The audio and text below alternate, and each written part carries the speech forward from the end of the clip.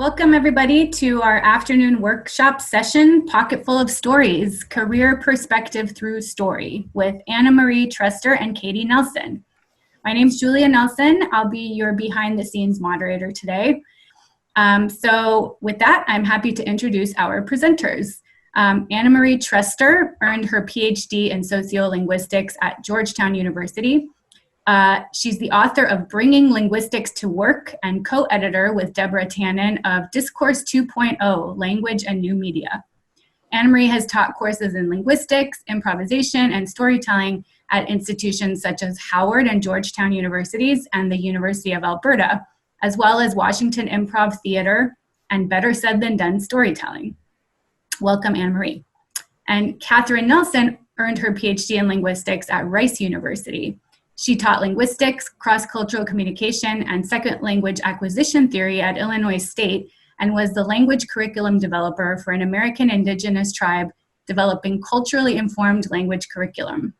Additionally, she developed an English communication course for a startup and published curriculum on using ethnographic methodology to help teachers gain skills to better understand their own and students' cultural backgrounds.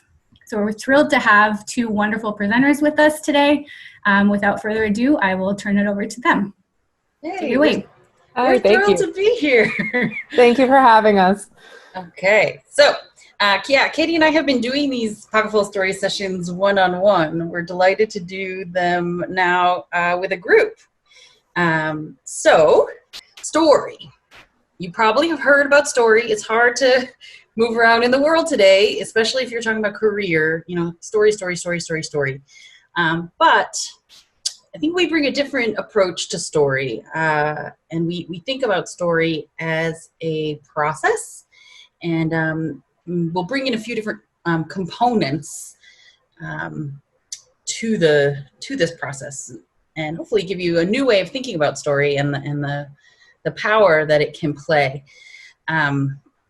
So I was struck recently listening to a podcast by some story practitioners that I really respect. Anecdote, they are out of Australia. And I just popped a link in the chat box for them. They talked about stories as something that fall around us all day, every day, like raindrops, but that, we don't notice them. And if we don't have a way to sort of capture them, they disappear. So we like to think about this, this approach that we bring as a way to sort of capture some of these stories that are just evanescing around us all of the time. And this little quiz that I popped into the chat is kind of fun. It's a test to see if you can spot a story, because sometimes, we think that we know what we mean when we say story, but sometimes they are a little bit hard to spot. Hopefully today, by the end of this workshop, you'll be a little bit better at that too, and you'll get a 10 out of 10 on that quiz. So our approach is three components. Storytelling, as we were saying, is the one that gets a lot of attention, and we will do a little storytelling here today. But more importantly, we're going to pay attention to story listening and to story finding. Story finding is what we're already kind of hinting at, the idea that, you need to be kind of on the lookout for stories, to notice them in your daily life as they surround you. And then we'll do an activity that helps us find more stories, hopefully an activity that you can, take with you. It's something you can continue doing, and be generating stories all the time, so that you'll never be in a position where you think, like, I don't have a story to show, how I have demonstrated leadership. You'll have them. You'll have tons of them. You'll have at least a pocket full, anyways, by the end of today. The reason we say pocket full is we're kind of imagining that you're going to be gearing up for a career event. And this could be, Katie and I just recently put ourselves through this process because we wanted to be able to practice what we preached. I think both of us were gearing up for a job interview. Is that right, Katie? Yeah, I was looking into, I was looking at a couple of different potential jobs. I was writing applications and so I was trying to figure out how I could evaluate things that I had done in the past and and see if there were any other stories that I could pull forward or any other ways that I could talk about what I had done. I think I thought I was gearing up for doing this to gear up for a job interview, but I think I found the most value in crafting my resume and cover letter. That having done this and having a pocket full, a little handful of stories, for the first time ever, when I sat down to craft a resume, I knew exactly which stories and how to prioritize them, and I knew the cover letter was a piece of cake for the first time ever. And I'm 45 years old. This is the first time that ever happened. For me, what was so helpful is I had examples in things that I hadn't realized were good examples. Like things that I had kind of like dismissed as, oh, that was just something I did because it needed to be done. But in reality, the fact that I had done it, I identified it needed to be done. I created this thing, it helped me identify things that I hadn't realized were of as much value as they really were. Well, tell us the story. I remember it. Are you thinking of the database? The story database that you developed? Oh, which one was that? You said that you developed a taxonomy of stories for, the San Manuel, the community that you worked with, where you have a database of stories. They had a list of stories, and there was a big book of stories for this tribe that I worked for. And I went through and just pulled out the main topic, the main points for each of those, and created a database of like, if you want to learn about this particular cultural topic, go to these stories. If you want to learn about this, go to these stories. And it, rather than having an index of the names of the stories, we had a index of the content of the story so people could look through them more quickly. And it made it easier to identify things for educational purposes. And that was, I thought it needed to be done, so I just sat down and did it. But also kind of forgot that you'd done it till we sat down and did this Pocketful of Stories session. Yeah, exactly. We talk about stories as doing things. Like that story shows initiative that you take and taxonomies that you create. I'm sorry, did I cut you off? No, I'm sorry. Go ahead. Well, I was thinking about that story with the woman who, we did a session with a woman who talked about how she designed a filing room. And like, there's an example of a story that you would think would just be a throwaway, but when we push at it and you think about it, like the initiative that she took and the joy that she derived from creating a filing system. I mean, so when we say stories do things, could I have the next slide, please? I think there's two things that stories do really well. Stories connect people. And so there's two ways that it helps connect people. It helps show other people how you work. If we're talking about a career context, Katie can show you what she's like as a colleague when she starts to describe this initiative that she took to design this index of stories, and how she conceptualized the architecture and the information architecture of this story database, and how forward thinking and proactive she is to anticipate the need for something like that. So it shows someone else how Katie works, but actually it also shows Katie something about how she works, right? As you do this reflection, and this, as we'll do today, as I say, 3 kinds of listening to stories. You'll listen for your stories, you'll listen to your own stories, and you'll listen to the stories of other people. When you do this listening 3 ways, you'll find that it gives you insight and perspective, but it also gives you little vehicles that you can, deploy that help other people see how you work. Anything to add before we get them started with the writing prompt, Katie? I think that we're good to go ahead and go into the next thing. So this is a picture of me writing, because you all are about to write. So I would say pull out, if you have a piece of paper and a pen, do it that way. If you prefer to take notes on your computer, do it that way. But I'm going to set a timer for 5 minutes, and I want you all to do a little bit of free writing. So the prompt begins with one you may be familiar with, especially if you've read this book, What color is your parachute? Richard Bowles has you pay attention for a moment when you felt energized or engaged. And I'll put that prompt in the chat. We want you to start there, but we want you to venture off. From there, I want you to kind of free associate. Like, so say you remember a time that you were really energized and engaged, and it had to do with like a charity auction that you organized for a community organization that you belong to. Well, maybe you start kind of free associating. You think like, well, why did I join the, Polish American Community Association? And what has that enabled me to express? A joy of cooking, a joy of travel. Start just unpacking and free associating.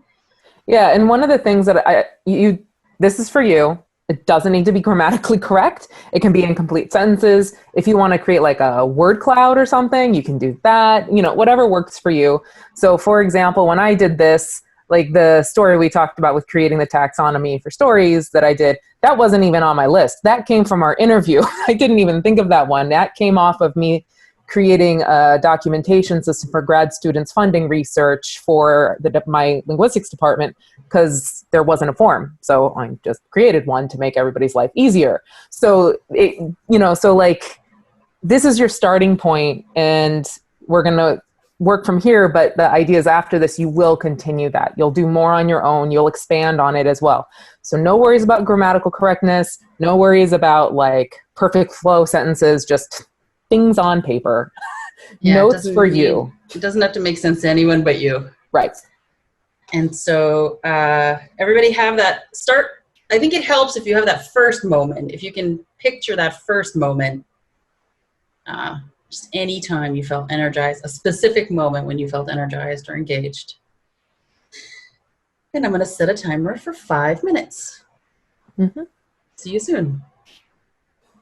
5 minutes.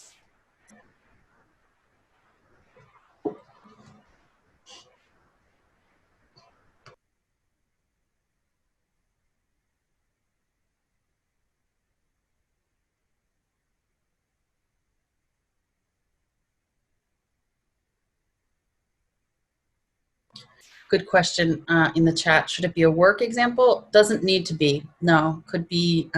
Again, these are for you. So anything that makes you, sometime with your family, sometime with friends, something that made you feel energized. But what we're looking for are the specific details of what it was there. Great question.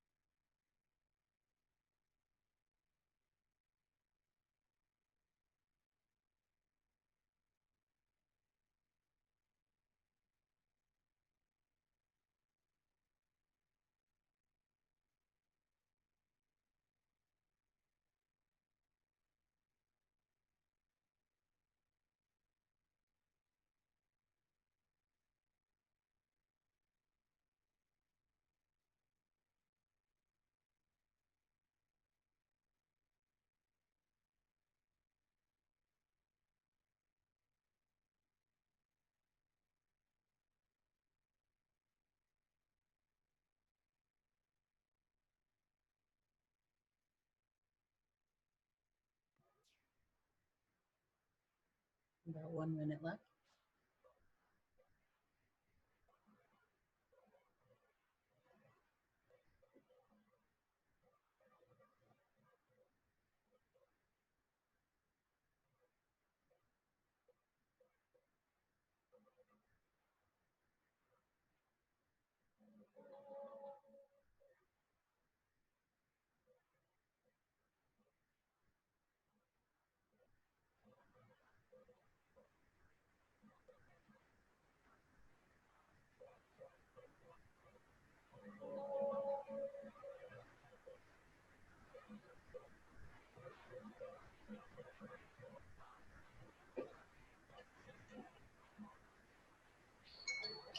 Okay.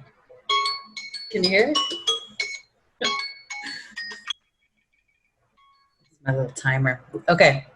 So hopefully everybody has at least one story on their list. I'd love it if the story that you choose to pay attention to is one that maybe surprised you. Sometimes when you do this activity, you know, like Katie was talking about, something that you never even bothered to notice or didn't even think was worthy of notice kind of popped to the surface. But hang on to one of those. We're going to ask you to bring it to a small group discussion in a bit. But first, we told you that we were going to do listening 3 ways today. So that first one, what you just did, it's a story finding activity, but it's also a story listening. It's a way of starting to listen for stories. This exercise is a way to listen to stories. And we won't have time to go through today, but we give you this link here. The VIA is the Values in Action inventory. It's really helpful, I've found, to illuminate sort of guiding principles, I think. On our next slide here, we have, these are the 24 sort of values in action that this test looks for. And what you do when you do that 10-minute quiz, it's a quick quiz. You get your top 5. Well, I guess you get your top 10, but I really like the top 5. It gives you a ranking of all of them, you know, but like honestly, if something's 23, 24 out of 24, it's clearly not that important to you. So like focusing on those top ones are really valuable and helpful in framing your story. So when I did this activity recently, there was a memory that popped up for me. That was a time when I was teaching at Howard, and it, you know, the memory that popped up wasn't a time that I was in the classroom. Actually, I was in my office, and it wasn't my office hours. Just somebody knocked on the door, and it was a student who was preparing for a it was a forensics competition, which she was about to explain, like, well, forensics, people don't know what it means. I was like, I know what it means. I had done it in high school. She was preparing a poem, and she needed to, from this poem and this performance, she wanted to pull out different kinds of characters, very different kinds of ages and socioeconomic backgrounds and geographical. And she said, you know, my friend is taking your linguistics class, and she told me that maybe linguistics could help me. And I was like, yeah, like, I don't know. Like, it was the first thing that popped to mind when I thought about a time that I was fully energized, because I at the time was working on my dissertation on improvisational theater. So I had the whole acting thing top of mind. You know, sociolinguistics, we study regional variation, social demographic variation of languages. And then, I had been an English major back in my before times. So, you know, I was able to really help her bring something alive in this poem. And, you know, so when I did my values in action, I found that I have a love of learning. That's always my number one.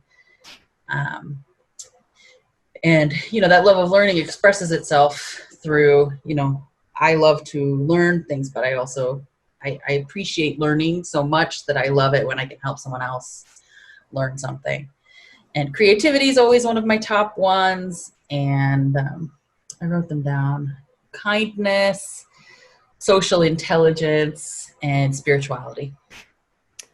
So these help you if you, and Katie, you were going to say what your... Yeah, so mine, my top one is perspective, which if you think about the two stories I mentioned, where I created, the list of stories, so that people can more easily find them. I'm thinking about granted, it came out of my need, but then I was like, oh, other people will benefit, from this.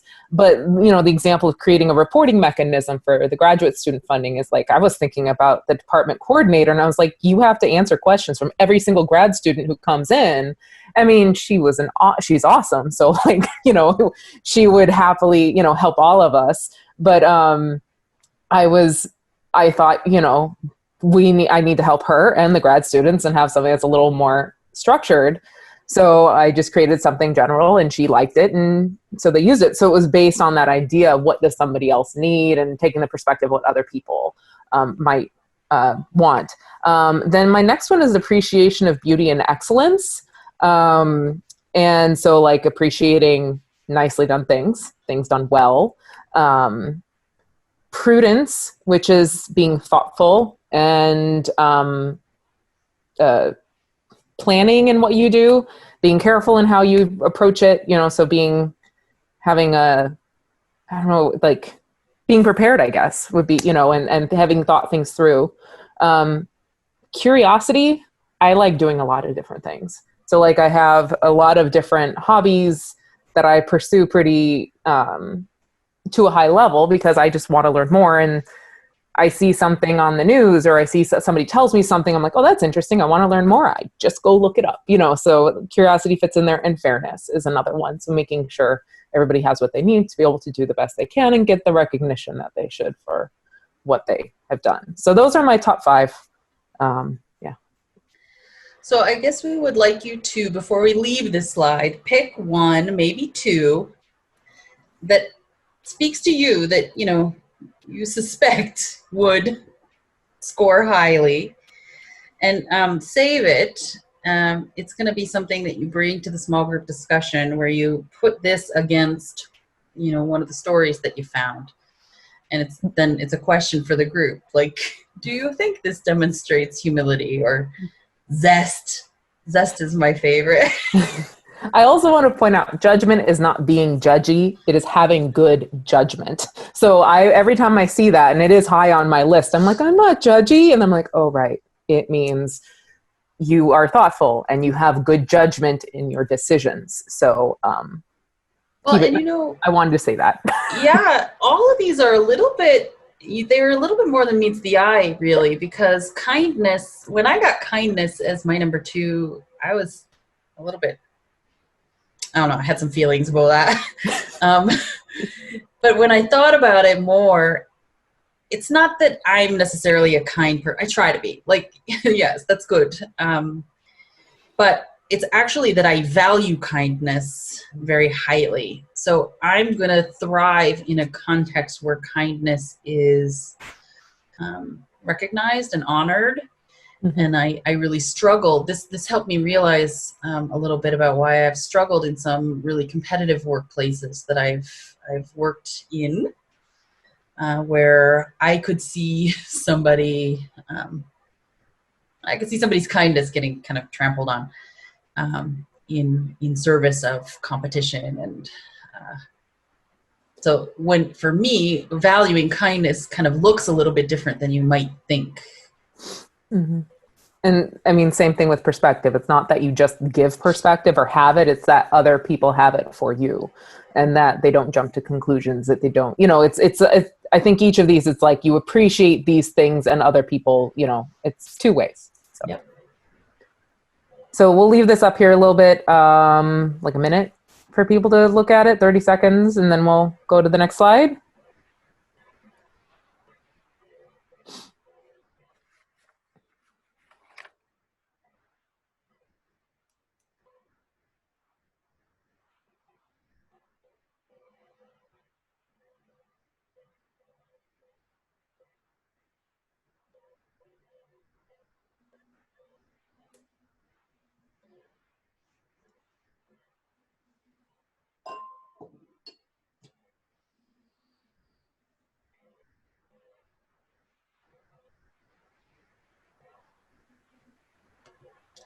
I've had a request for the link, the via link. Yeah. While you're talking, Katie, I will find it and plop it in the chat. Cool. And also I wanted to say this is all available. All of our slides are available, so you can go back and reference these as well. But yeah. Let's see here. So I will go ahead and go to the next slide. So this is the next thing we want to talk about is listening, because this is a major component of stories and storytelling. But also I feel like a lot of people have this assumption of what is listening. And I would say that there's a lot more to listening than just hearing what somebody says.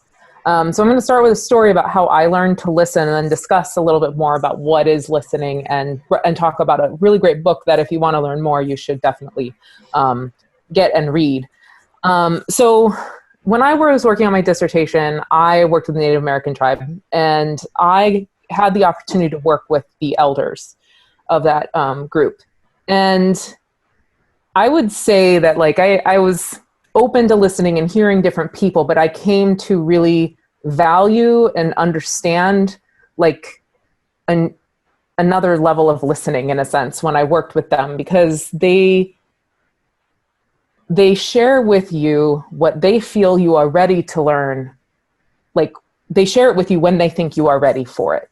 So if you listen to somebody and talk to them, they will give you information, tell you things that they feel you should know or that they want you to know. And so when I was working with these elders, you know, I actually did acoustic phonetics. So I did waveform analyses, but I did a lot of cultural activities and spent time talking to the people I worked with there. And I got to learn a lot about culture and history, and I just gained a lot of, like you could say, like personal growth, and learned a lot about what it is to be, you know, have different cultural backgrounds. And I learned wonderful stories about the history. And really, I have traveled extensively. I had the opportunity growing up to travel a lot, but it gave me another view. And what was interesting is, you know, I came to be okay with silence, because there's a certain amount of sitting and waiting for somebody to say something, giving the elder the space to say what they want to tell you. And it's definitely not one way. I was expected to ask questions. I was expected to say things, you know, ask for clarification, respond. But they very much, you know, I learned after I'd been there a few years, there were more stories I would be told. And the more I listened and gained a deeper understanding of who they were, I came to have a deeper appreciation for what they were telling me, definitely. So I took what I learned elsewhere with me, you know, and apply that listening elsewhere. And I think that this may be why perspective is so important in my work values. So as a teacher, I use this cross-cultural communication. I use this through dealing with other, like when I travel and speak in a different language, you know, taking these perspectives and listening. So there are a few things that are really important in listening, in that you need to have some level of curiosity and interest in what this person is saying. You need to make them feel that you're listening. Now, I'm sure we've all heard of active listening, which is where you let that person know you're listening by repeating back some version of what they've said. But that doesn't actually show them that you're listening. It just means you heard the words, but did you actually understand the words they're saying? So asking questions that get at a deeper level, that make the speaker think more, you know, that shows you're listening. It shows you're processing what they're saying. Like if someone says something to you like, yeah, you get it, or exactly, you know, you understand them and there's a connection there. So I would say a good listener is always looking to learn something, is always looking to learn about other people, get information.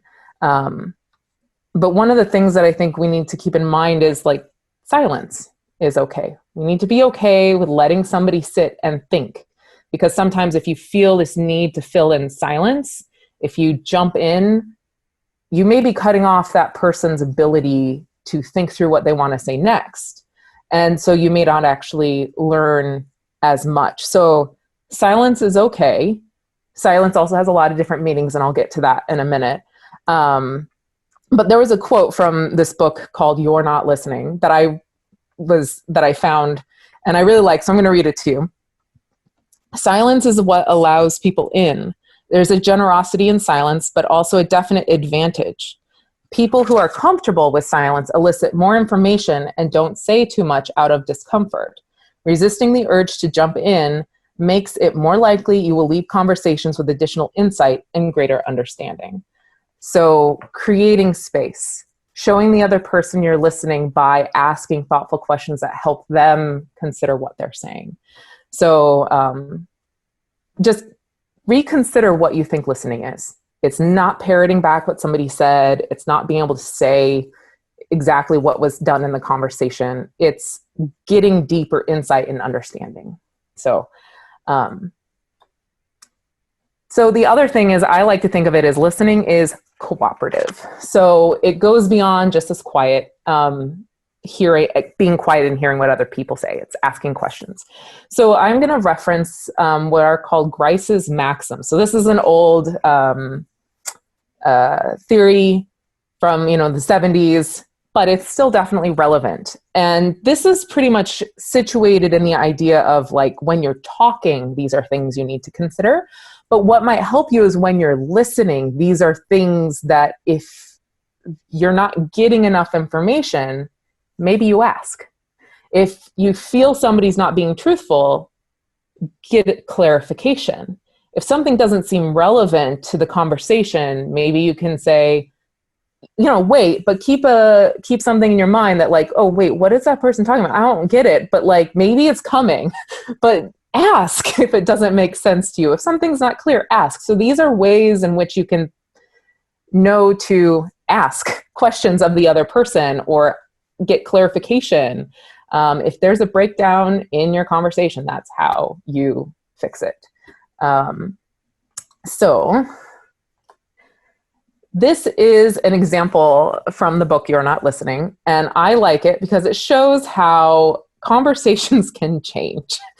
So Sue, she says, we're going to take these just in this context of these sentences, and then I'll explain them a little bit more.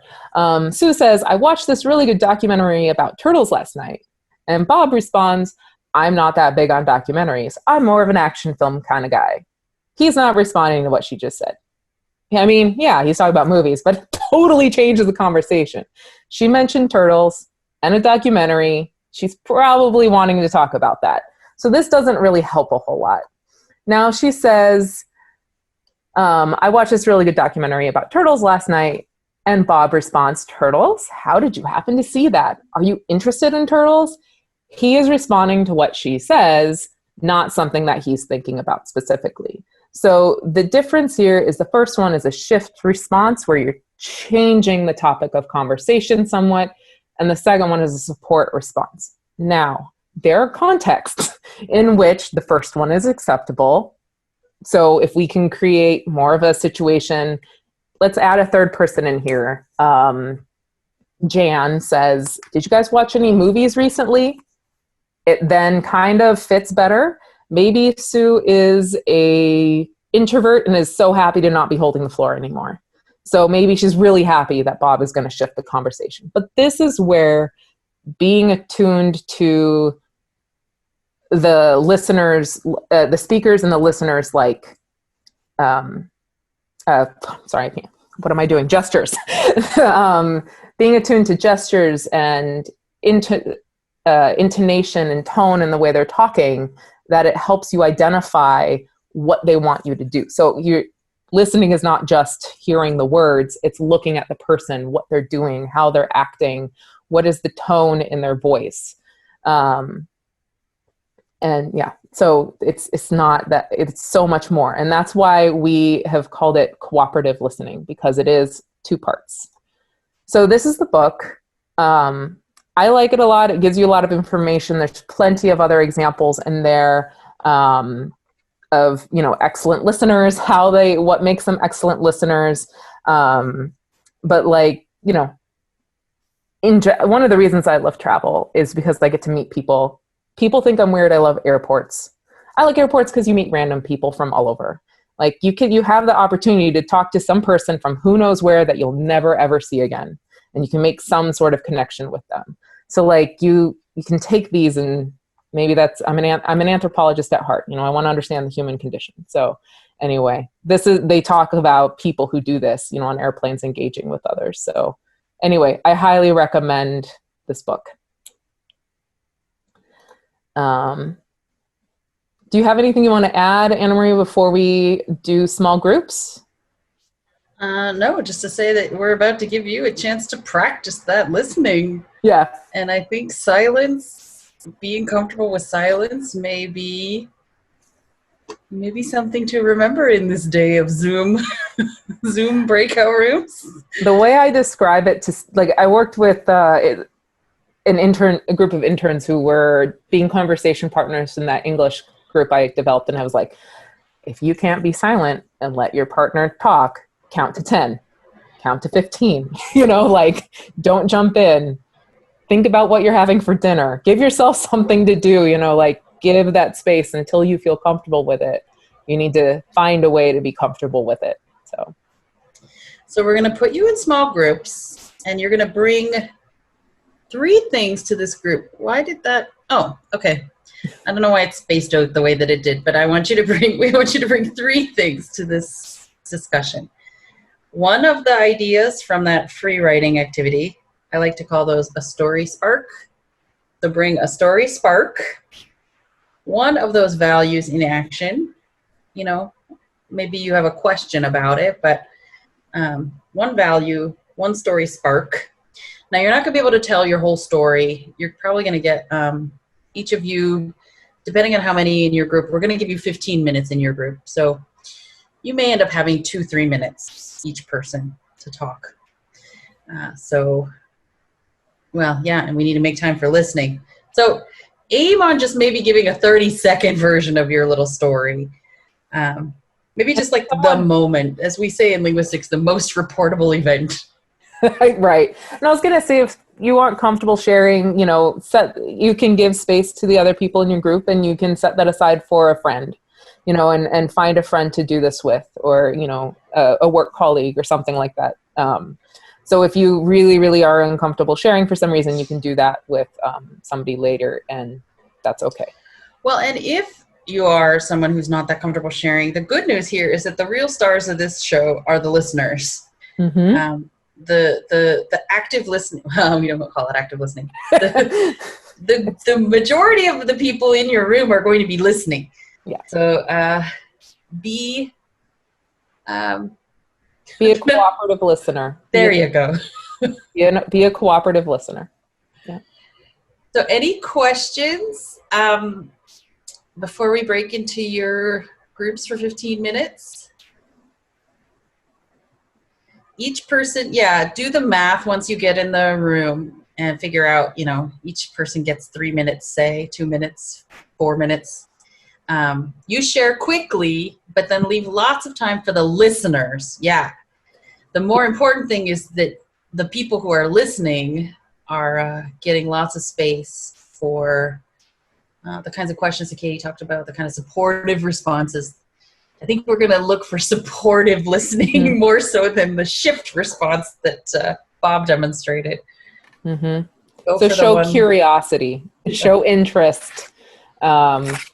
Ask yourself, why is this person telling me this? What do they want me to know? What is the purpose of this? And if that's not clear to, if you say, oh, you're saying this because of X, and the person's actually saying it because of Y, maybe they're learning something about themselves, and they're learning how to clarify their message. Absolutely. That's the key part. You may learn something about yourself by what the other people hear about it, and the listeners may be able to inform the speaker of some new insight on themselves. So it's 2 ways. Perfect. All right. So give it a go. and enjoy it. And hopefully you'll be able to take this with you also afterwards and do this with other people as well. So we'll go ahead and do small groups now. All right. See you in 15 minutes. So I guess around 2:30. Yes. I'm going to breakout room 9. I'm in 14. Hello, everybody. Welcome back. Hi. So we'd love to hear in the chat if people want to share little snippets of how it went. I was going to, as I was talking in my group, one thing that came up that I wanted to mention to everybody is one thing I think that we might forget as storytellers and as, as you're creating your stories, is that you can kind of like think of putting your story on a rotating surface, like a lazy Susan kind of thing. You can turn it around and look at it from different angles. There are many different ways you can reframe a story. So if you're planning an event, depending on your exact role in that event, you can talk about like project management. You could talk about customer service. You could talk about, building relationships, problem solving. There are so many different ways you can look at a story, and it really depends on, exactly your role. But, think of just turning your story around and looking at it from different perspectives to use it for different purposes. I think that's something that we sometimes That's a great one. Forget. I say that because I'm very guilty of forgetting that. So, well, and that's the value of having a group of listeners, right? Mm-hmm. You can have them reflect back to you these different. Mm-hmm. I love that lazy Susan image. Yeah. Yeah, I'd love to hear if people had that experience, if somebody showed them something that they didn't know about their own story or hadn't realized. We had one happen in our group. I asked if I could share, so okay. I got permission to share. But one of the people in our group is a person who makes soaps, like for a hobby. But then I was doing you won't be surprised to hear this, Katie, I was doing my little, can you think about any parallels between the process that you engage when you make soaps to any of your other domains of your life? And we realized that there was a parallel to the way that this person makes spreadsheets. The creative organization that goes into soap making was also being expressed in the creative organizational systems with which this person creates spreadsheets within spreadsheets within spreadsheets. And I said that, can you imagine this? You're in a job interview and somebody tells you, well, I have to tell you, the way that I engage spreadsheet organization is kind of similar to the way that I make soaps. Wouldn't that be memorable? Yes. Can you imagine? You would remember that person. Yeah. I can imagine everyone in the interview room going, tell me more. Soap making. I can imagine after that person leaves, them saying, remember that one that talked about soap making? Mm-hmm.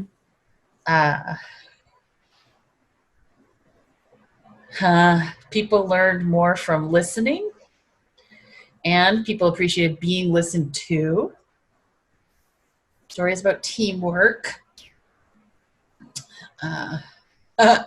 Someone else saying that during their free writing, budget spreadsheets met creative needs.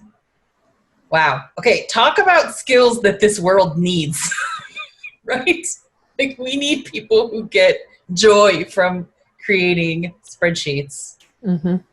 And I was saying to this person in my group too, now when you go back to doing a spreadsheet, part of the story approach that we're engaging in, the story listening, story finding, storytelling, the idea then would be that you come back and find yourself next Tuesday, say, and you're doing this budget spreadsheet. Have a moment where you just kind of remember, recognize that that's a story, and tell me that doesn't spark a little bit more joy. I love this. So there's a book, Story Worthy. I don't know if folks have heard of this. It's a new book. It came out about a year ago. Matthew Dix is the author, and he is known for he's been like the most moth slam championship storytelling performances. He's a champion storyteller on the Moth stage in New York City. Okay, so in this book, he talks about when you bring this story worthy, this approach of kind of paying attention for stories, what you are deciding is that you are story worthy, right? Like that these moments in your life have meaning and you get to decide, like you get to choose that has meaning. And he talks about this story, and I cried when I read it. But his dog, he had a dog that was, she was a little bit elderly, and she had kind of a bladder that made her get up in the middle of the night sometimes. And this one night she woke him up in the middle of the night, and he was unprepared for the weather. He took her out and then got locked out of the house in like his boxer shorts and bare feet. And then it started pouring rain. Okay, and then he says there was this moment where he could see the dog looked up at him and he was mad, right? But he sees this moment and he sees her look up at him and he thinks, this is a story. And he decides to show his dog playfulness in that moment. And then she decides to like dance in the rain, and he dances in the rain, and they danced in the rain. And it was like, it ended up being one of the last nights that she was actually alive, this dog. Like she was elderly and she passed on. But like he was so happy that he had chosen to recognize that moment as story worthy. And he made it be a story, a happy story. And I think, maybe this can happen when we make our next spreadsheet. Yeah. And I see somebody commented that listening helped them find what was important to the partner and understand the reason for the story being shared. And that it is hard. It can be so hard to listen. I mean, I struggle with that. There's so many, I am guilty of it. Even though I say, sit and be quiet and listen, don't jump in, let your partner talk. I am so guilty of that. I think I work on it all the time. And I think that that's something just that needs to be said, that it's not easy always. I recognize that for me, it depends on what my frame of mind is. And if I'm in the mode of problem solving, am I in the mode of exploring and listening? What am I, what is the purpose? Like when I do research, I'm totally in the mode of listen. I don't really have this issue. But when I'm talking to a friend, sometimes I jump in more. So I think that that's something that I just want to put out there, that it is something that's always learned and is always being worked on. So, but it is also pretty awesome to have somebody listen to you. It's very meaningful. So. Are you saying that listening is like a tool in a toolkit? Maybe.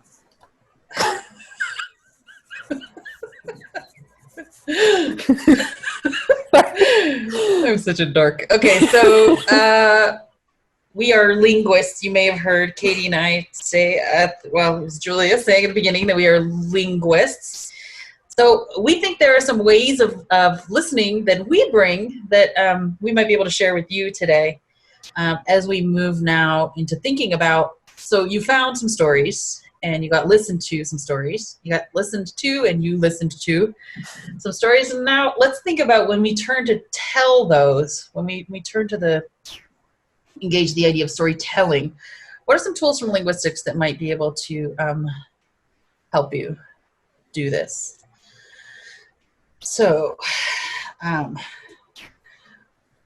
another person in my group, we found a really great relevance statement. So when you are listening to stories, I would say pay very, very, very close attention to the last thing that somebody says. And this is what happened in our group. So it was a story about, engaging multiple stakeholders and, budgetary restrictions and all in managing the facilities project, all the constraints and all the budget constraints and the construction constraints and all of them. And then the very last sentence that this person said was like, I find that I'm capable of managing, multiple stakeholders and competing timelines, so as to steward the resources of the university because they are my primary. I'm doing a poor job of paraphrasing, but that statement that the story ended on would be the perfect statement to then grab and plunk to begin a story. So I could imagine, we were saying in our group, I could imagine that as a sentence that would kick off a performance review. If you're being asked to write a performance review for yourself. Or I could imagine this say you're having a conversation with a boss about a raise, maybe.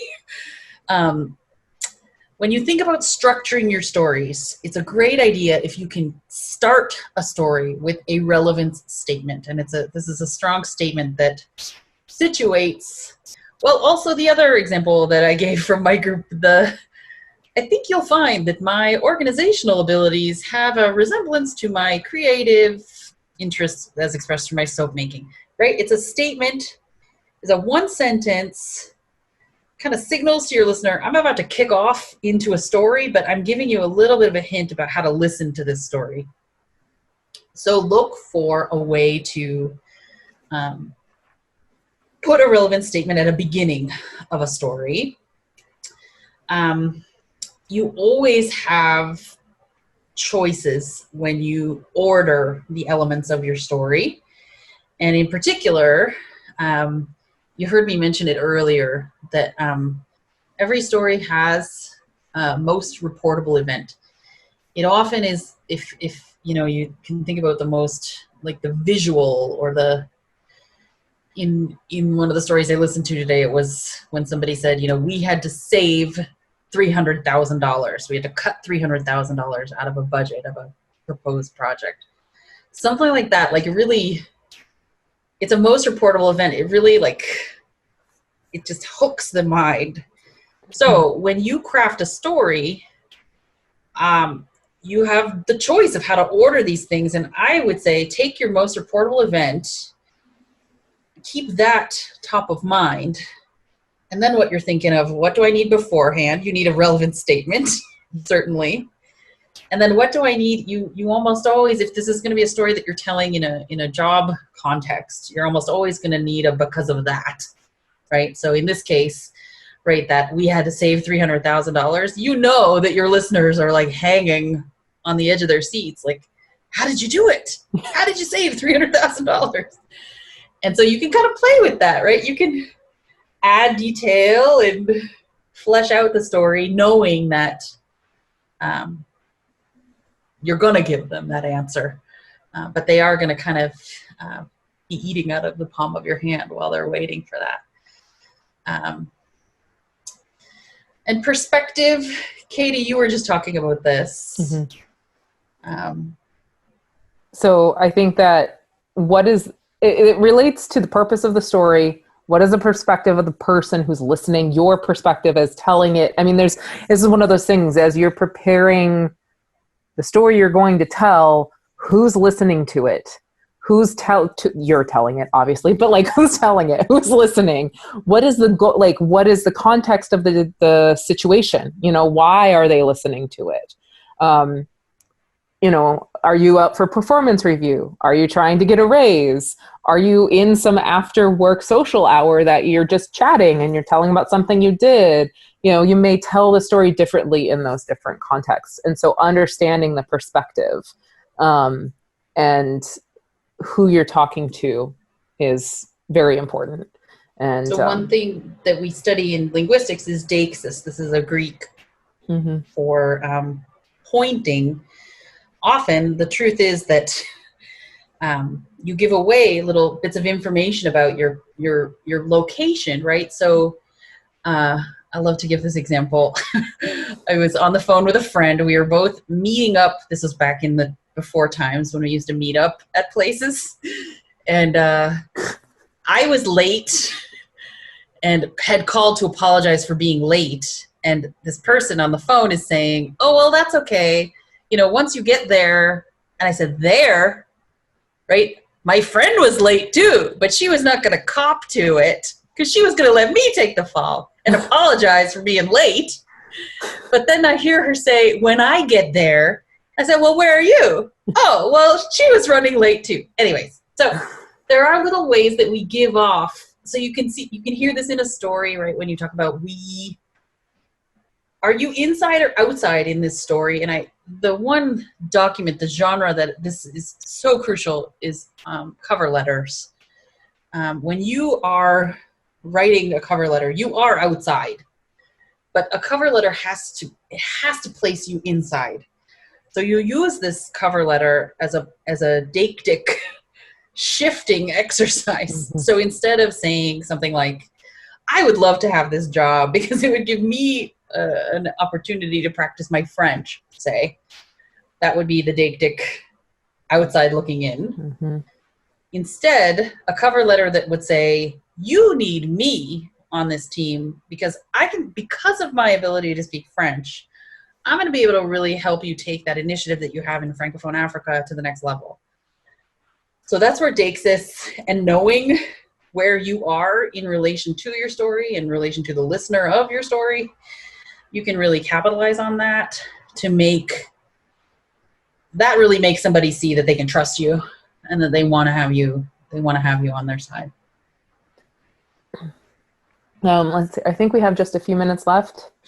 Yeah. So I'll finish up with this, which is, as you are writing, as you're trying to think about who you're listening to and thinking of that perspective, as you work in higher education, if you're talking to somebody outside of higher education, for example, if you are working with somebody who has a contract with the university or, whatever the reason may be, at least as somebody who came from higher education background, I'm like, who are these stakeholder people? Everybody talks about stakeholders. Who are they? I don't get it. No one ever talks about them, but they exist everywhere. Well, they exist in higher education, and they're students and faculty and other professional employees of the university who have a stake in whatever it is that you're doing. So shifting, reframing the vocabulary to be that of the person who's reading your letter or whoever you're talking to or whoever you're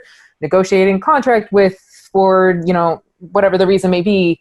The idea being that if you know the vocabulary they use and you can use that, they'll recognize it better. They don't have to take in they don't have to do that work for them. So thinking about things as like workshops, curriculum, classes as products and development and things like that. So again, take the perspective of your listener as you're developing a story and view the story from different angles to identify the various applications of the same story. That's that, putting it on a Lazy Susan and spinning it around and seeing what are the different ways. So I feel like, especially if you work on a giant, something big that has that you did a lot of different things in, or if your job is very multifaceted, there are many, many different things that you can talk about for the same story. You just frame it differently. And it is okay to use the same story multiple times, maybe when talking to somebody.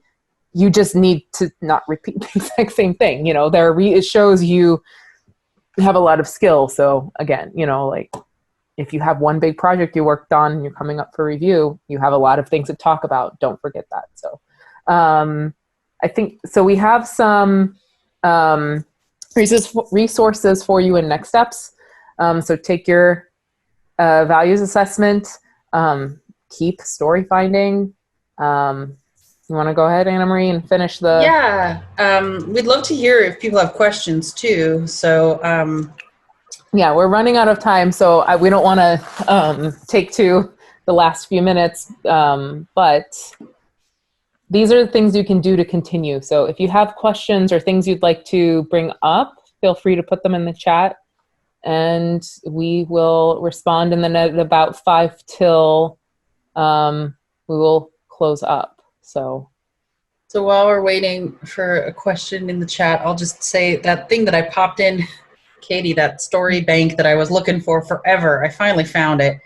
It is helpfully named Story Finder rather than Story Bank, but that thing that is there as a story finder, that's an example of a story bank. So the idea is that today, hopefully what you found were maybe 1, 2, 3 little story sparks. The idea would be that you start hanging on to these so that you have them when it comes time to do a performance review, write a cover letter. Mm-hmm. We have a question.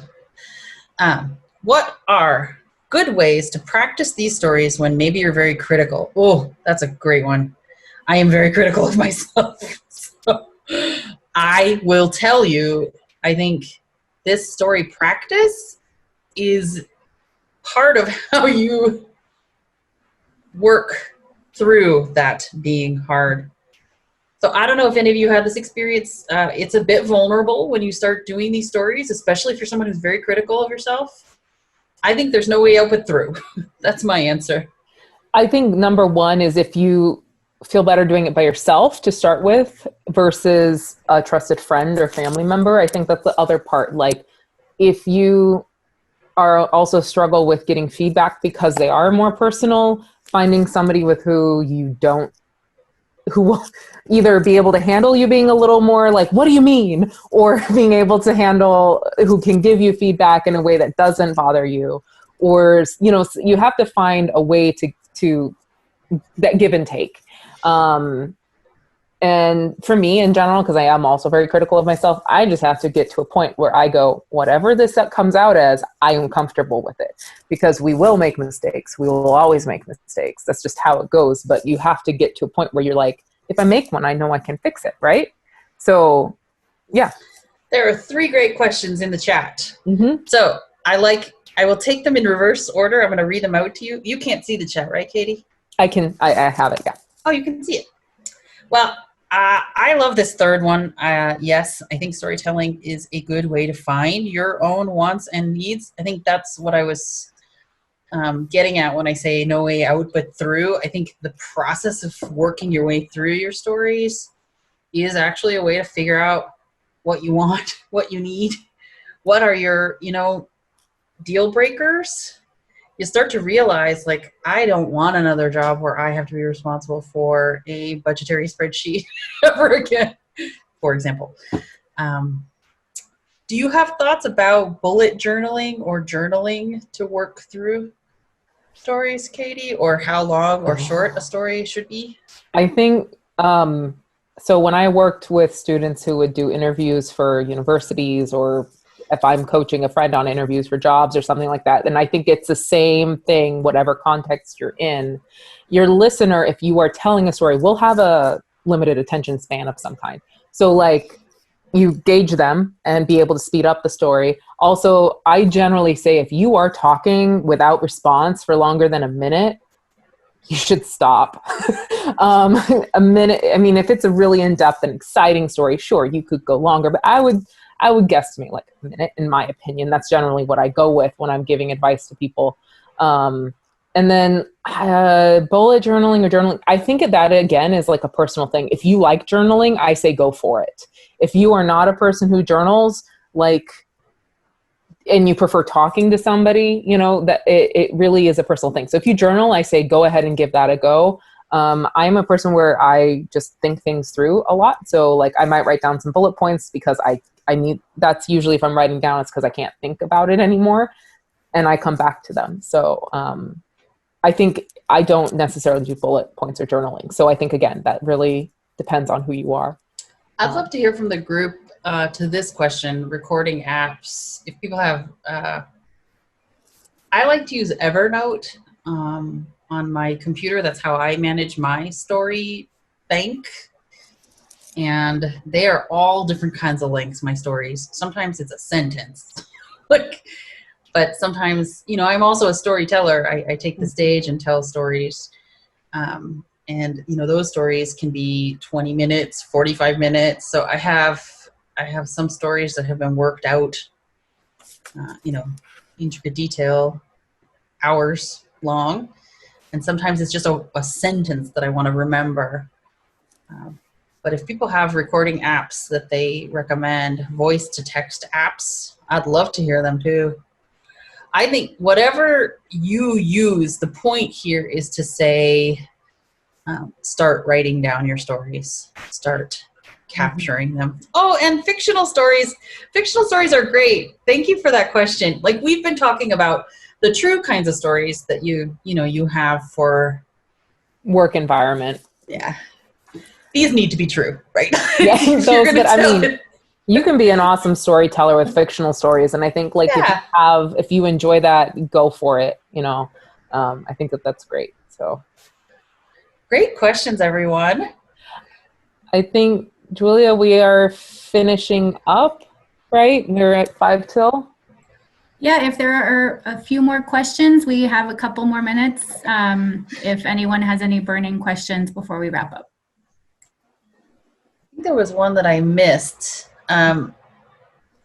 Oh yeah, Chelsea's question about how often do you record your stories? So, in that book I was mentioning, Storyworthy, he says do it every day. Just make a little note to yourself as you're going to bed about like 2 or 3 things that happened today that are story-worthy. I started doing that on a Google Doc. I aspire to that. I think that's fantastic advice. But any time that you can take a moment to notice a story, I think is a win.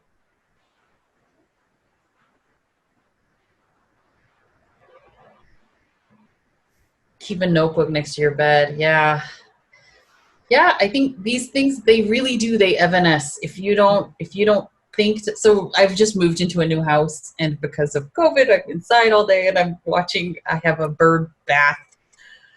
I'm like writing down these little bird stories because I'm realizing they actually are, like, when you kind of think about it, there's a reason why a particular, like, everything's a metaphor.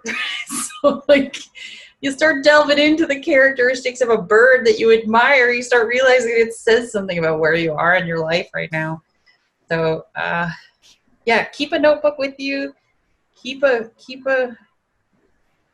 track of these, because the thing is to have a choice for when you need them. The worst thing is when you're gearing up for a job interview and you just can't, when you're in that state, is a hard time to remember all the stories. It's so much better to have a list of them that you can go through and you're choosing.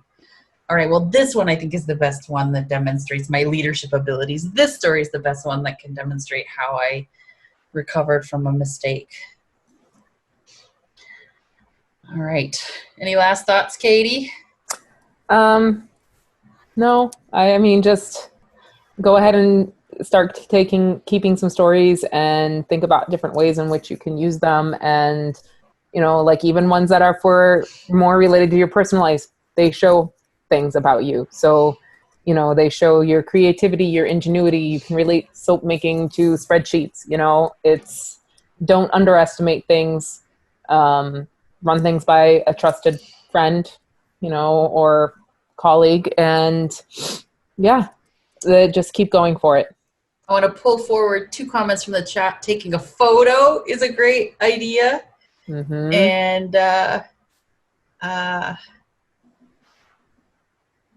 bullet pointing stories before sleep. Anything to capture these. And find us. Katie and I would love to hear your stories too. When you find one or share one, ping us on LinkedIn. We'd love to know about them. And thank you for coming. And thank you for being here to listen to us share our experiences and background. So thank you so much, everybody, for attending this session. And then please join us for our afternoon keynote with Dr. Sahar Youssef.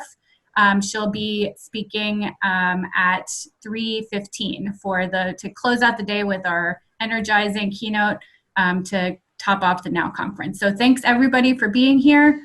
Thank you to our presenters, Anna Marie and Katie, and have a great rest of your day. Thank you. Thanks, everybody. Bye.